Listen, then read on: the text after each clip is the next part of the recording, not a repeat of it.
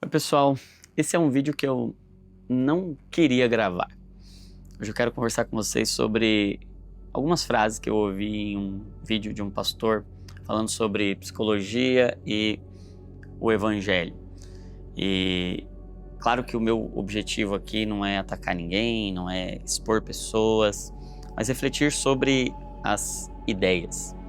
Ideias que muitas vezes podem fazer muito mal. Ideias que podem adoecer e podem, inclusive, causar danos muito severos. E eu vou mostrando cada uma das frases e discutindo e conversando com vocês aqui a respeito delas. A primeira frase do vídeo que eu vi dizia assim: a psicologia anula o evangelho. Forte, né? Mas olha, apesar de parecer uma frase que está defendendo o evangelho, ela é contraditória, porque a frase está dizendo a psicologia anula o evangelho, e isso parece me dizer que a psicologia tem poder de anular, de neutralizar, de limitar o evangelho, como se ela fosse maior do que o evangelho, como se ela tivesse mais poder do que o evangelho. E nós sabemos que nada é maior do que o evangelho. O evangelho é amplo, é profundo. O evangelho é o poder de Deus para salvar não apenas o homem, mas tudo que envolve o homem. O evangelho pode dialogar com a psicologia, com a medicina, com a biologia, com as neurociências. O evangelho pode dialogar com tudo, sem ser diminuído por nada. E colocar a psicologia nesse altar é distorcer o homem, reduzir o entendimento da psicologia dessa maneira, é também reduzir a psique, reduzir o homem criado à imagem de Deus. Também é reduzir o próprio evangelho, é limitar a grandeza do Cristo. E de qual psicologia a gente está falando?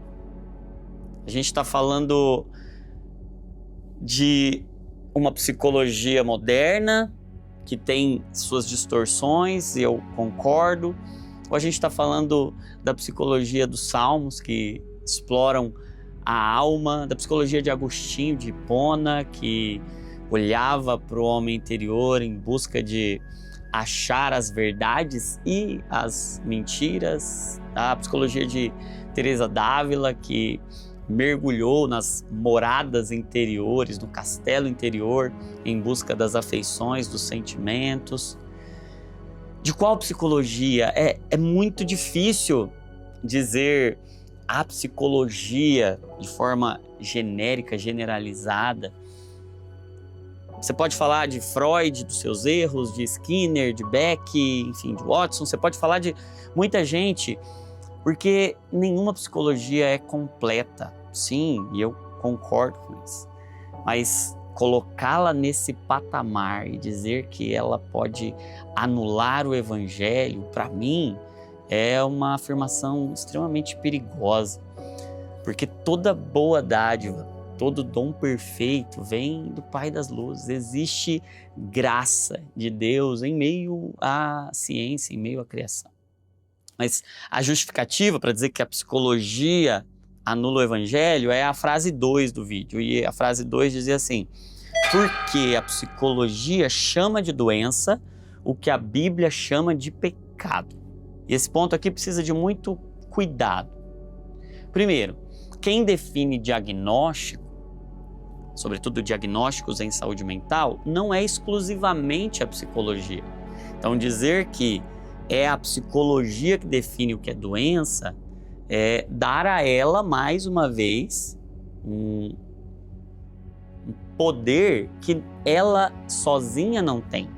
Por exemplo, quando a gente fala do DSM, que é um manual de diagnóstico em saúde mental, DSM-5, por exemplo, ele foi elaborado por uma força-tarefa composta por 27 pessoas de diferentes áreas do conhecimento. Tem psiquiatra, tem psicólogo, tem especialista em saúde pública, tem biólogo, tem geneticista, tem advogado, enfim.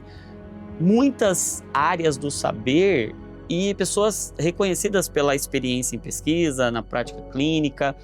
Então, dizer que é a psicologia que chama de doença ou que define o que é doença ou transtorno mental é, mais uma vez, criar um rótulo para a psicologia que, se a gente vai dizer que é quem define o que é transtorno e o que é doença mental, que está tentando de alguma forma brigar com o evangelho, aí a gente vai ter que dizer que é muito mais gente. São todos os campos do saber que envolvem a mente. A gente vai ter que falar da neurologia, a gente vai ter que falar da medicina, da psiquiatria, da neurociência, a gente vai ter que falar que muitas áreas, e não apenas a psicologia, porque não é a psicologia que define o que é psicopatologia exclusivamente.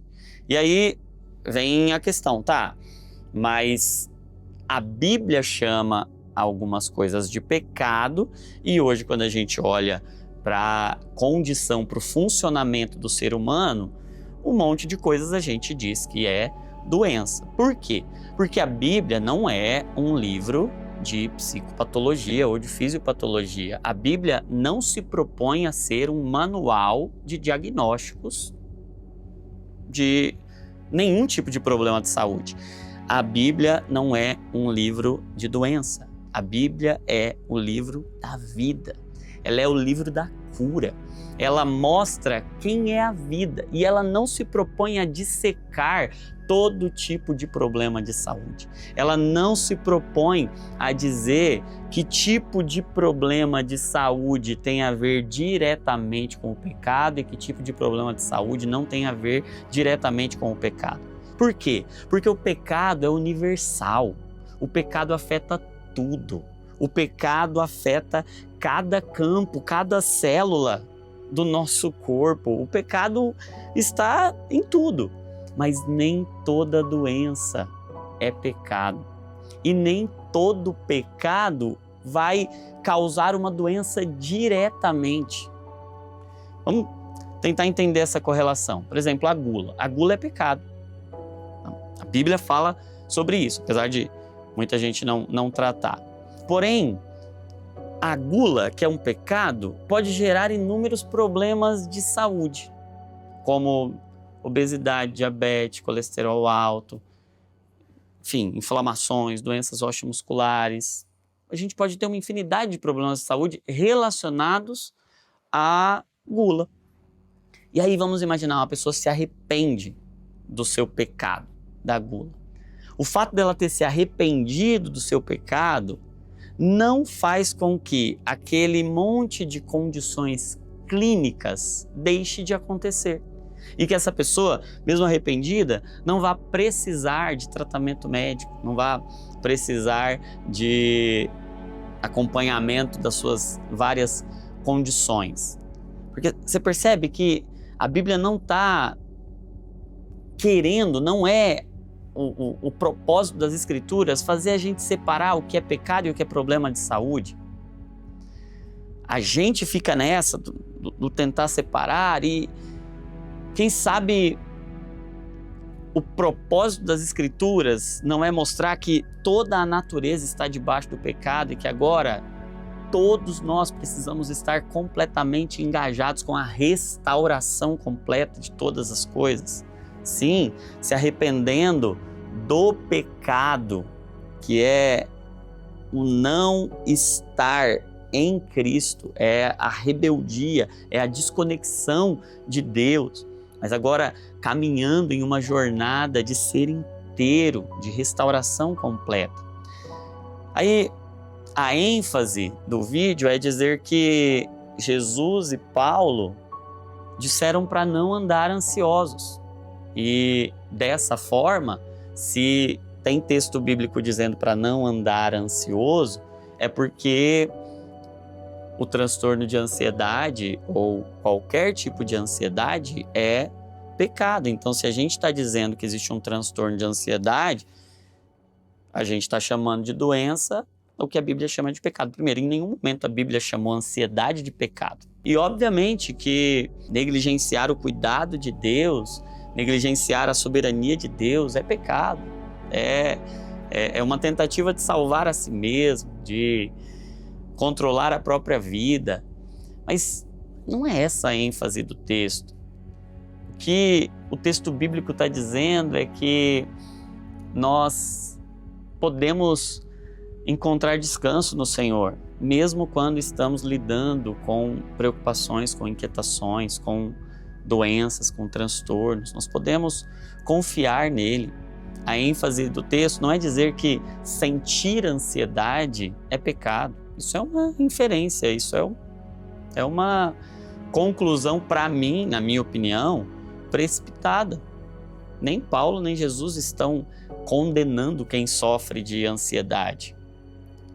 Paulo e Cristo estão nos dizendo que a gente não precisa andar, que a gente pode parar, que a gente pode buscar ajuda, que a gente pode encontrar tudo que a gente precisa, inclusive a graça por meio de tratamento. É importante a gente saber diferenciar, é importante a gente conseguir olhar para as palavras e ver que uma mesma palavra pode dizer coisas diferentes. E o cuidado para a ansiedade pode incluir oração, mas também pode incluir terapia, medicamento, mudança de hábito, mudança de estilo de vida, porque tratamento também é arrependimento, é depender da graça de Deus, é humildade, é reconhecer a nossa limitação. Então nós não precisamos ficar nessa do é pecado ou é doença. A gente pode se entregar por completo a um tratamento inteiro, porque isso é o arrependimento. A terceira frase dizia assim: a psicologia é uma estratégia demoníaca para anular o evangelho. A psicologia é uma estratégia demoníaca para anular o evangelho. E essa frase me preocupa porque ela diz que a psicologia tem um dono. O dono da psicologia é o diabo. Pense comigo, o diabo não cria nada. O diabo não tem poder de criar nada, ele só tem poder de distorcer. Fala uma coisa que o diabo criou. O diabo não tem poder criativo. E vamos pensar na palavra psicologia. Psique é a mente, é a alma. E logia vem de logos, vem de conhecimento. Vamos pensar na etimologia, no nome. A psicologia, o conhecimento da alma. Não foi nem o diabo que criou a alma, nem o diabo que criou o conhecimento. Então, como é que o diabo poderia criar algo que vai nos fazer conhecer melhor o que Deus criou? Vai nos fazer conhecer melhor partes da criação de Deus. Claro, a psicologia nas mãos erradas pode fazer muito mal, assim como a teologia também. Qualquer coisa na mão errada pode fazer muito mal. E me atrevo a dizer que a teologia nas mãos erradas, a teologia errada mata muito mais, é muito mais prejudicial do que a psicologia errada. O conhecimento errado de Deus é o conhecimento mais perigoso. Foi esse o conhecimento que a serpente tentou propor lá na queda. Há uma teologia errada é mais prejudicial do que uma psicologia distorcida. Então, a solução é entregar logo a psicologia nas mãos erradas? Não. A solução é a redenção. Nós, Igreja de Cristo, somos ministros da redenção. Nós podemos trazer a cosmovisão e o entendimento certo para o cuidado da mente. Não demonizar a psicologia. Demonizar a psicologia é dar uma glória para o demônio que ele não tem. É dar uma glória para o diabo que ele não tem. Ele não é o dono da psicologia. A psicologia vai ser usada por muitas mãos. A questão é que mãos vão utilizá-la. E até quando a gente vai ficar entregando para o diabo coisas que por direito não são dele? Porque não tem 1 centímetro dessa terra que não pertença a Cristo Jesus. E nós precisamos resgatar e redimir todas as coisas para a glória dele. Usar todas as coisas como ferramentas. E a psicologia, sim, é uma ferramenta. Ela pode ser muito bem utilizada ou ela pode ser muito mal utilizada. A quarta frase, ela dizia que o que define, o que separa o que é um pecado do que é um transtorno? Quais são os critérios? Me dá os critérios para separar. E aí, obviamente, definir o que é transtorno, definir o que é doença, não é ter uma alteração em um marcador biológico apenas. Porque se a gente vai dizer que transtorno ou doença é só o que tem um marcador biológico, é só o que tem uma alteração em exame, então na época de Jesus não existiam doenças. Porque não existia nenhum tipo de marcador biológico no tempo de Jesus. Definir doença a partir de um marcador biológico é um reducionismo da alma. É dizer que a alma é só matéria, e a alma não é só matéria. Nós não somos só matéria.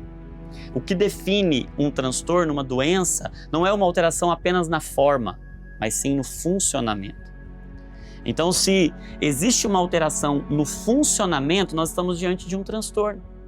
E essa alteração do funcionamento pode ser, sim, visível a partir de um exame, mas não necessariamente a partir de um exame laboratorial ou de imagem, mas a partir de um olhar clínico. Como que a gente define que algo está doente?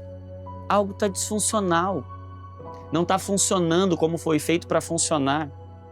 Eu não preciso de um marcador biológico, eu posso olhar e ver essa mente não está funcionando como ela foi feita para funcionar. Isso é um transtorno. Então, se eu olho para algo que não está funcionando do jeito que deveria funcionar, o trabalho da psicologia, do médico ou do psicólogo ou de qualquer outro profissional não é dizer o que é pecado e o que não é pecado. Isso a Bíblia já está dizendo, isso a Bíblia já é clara em dizer. O trabalho do profissional de saúde, seja do psicólogo, do psiquiatra ou de qualquer outro profissional que está lidando com a mente, é olhar o que está funcionando de acordo com o que foi feito para ser e não. A Bíblia não usa termos clínicos, ela não fala o que é um transtorno de ansiedade, também não fala o que é uma depressão, também não fala de outros problemas médicos modernos. Ela não fala nem o que era o espinho na carne de Paulo. Paulo está falando, e que no vídeo o pastor até menciona isso, ele diz, por que Paulo não falou que existe o transtorno? Ele só falou para não andar ansioso. Porque Paulo não definiu, não descreveu nem a própria dor dele. Porque a ênfase ali não é dizer o que é o espinho, não é detalhar o diagnóstico. A ênfase da Bíblia não é dar diagnósticos clínicos. Quem Deus deu a responsabilidade, o trabalho de dar nomes para as coisas foi para o homem. Lá no jardim ele já deu esse trabalho. Quem nomeia, quem identifica as coisas é o homem.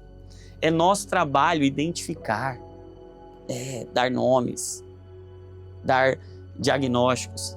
O objetivo da Bíblia não é dar identificações de diagnósticos clínicos, é apontar para o Cristo que nos salva de todas as coisas, independente de quais sejam elas em cada estação. A gente vai ter condições e transtornos diferentes, mas o fato da Bíblia não detalhar todos os tipos de morte não significa que a Bíblia não está mostrando o caminho para a vida. O Evangelho é o poder de Deus para a salvação de todo aquele que nele crê. E nada pode anulá-lo. A psicologia é uma ciência. E se usada com sabedoria, pode ser um instrumento de graça na vida das pessoas. Dá graça. E nós não podemos privar ninguém da graça de Deus. Isso é uma injustiça. Isso é um pecado. Nós não precisamos colocar fé e psicologia em guerra. Nós podemos ser ministros da reconciliação. O que nós precisamos de verdade é colocar Cristo no centro como mediador de todas as coisas e usar todas as ferramentas que Ele nos dá para a glória dEle, para cuidar do ser humano por completo. Tudo de Deus para o homem todo. Espírito, alma, corpo, tudo de Deus. Em tudo que é do homem. Nós podemos encontrar um caminho de vida que não é de guerra. E o que cura é o amor. O amor inteligente.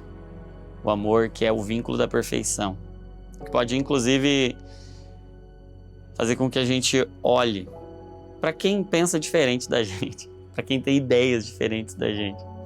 E dizer, nós não pensamos igual. Mas o Espírito de Cristo pode trazer alinhamento e arrependimento para nós, para que a gente enxergue todas as coisas a partir da mente de Cristo, da lente de Cristo.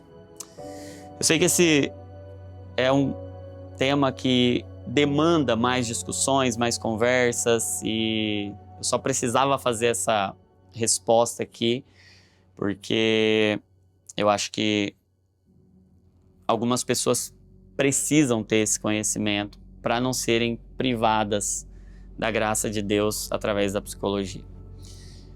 Por favor, deixa seu comentário aqui e faz esse vídeo chegar no máximo de pessoas que você puder.